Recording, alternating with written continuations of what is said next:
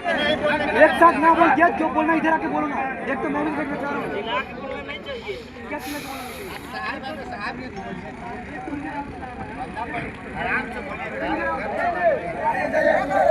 अरे कोई भी बंदा आता है, बंदा को बोले सबको बोला करो।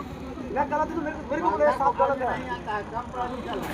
आप पढ़े लिखे आदमी हैं, शांति से बात कीजिएगा, सब शांति से बात करेगा। हो गया आपका बात?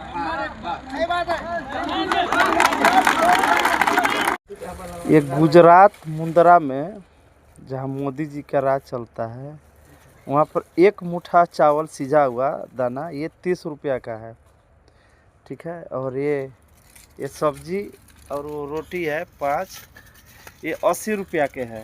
और चावल में चावल वो भी है, हाँ, बढ़िया से इसको फंसा ये भर मुट्ठा, ये भर मुट्ठा के है। ये 30 रुपया का चावल है ये। हाँ, ये 80 रुपया का भी खाना लेके आए हैं, ठीक है। देख रहे कि इसमें पानी भी हाँ, छोड़ रहा है, 4 रोटी है। इसमें पानी भी नहीं फंसाया है।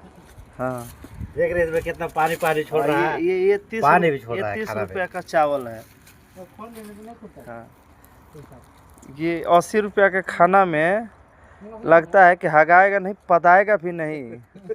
हाँ, ये 30 रुपया का चावल, ये 80 रुपया का खाना। जय हो मोदी जी।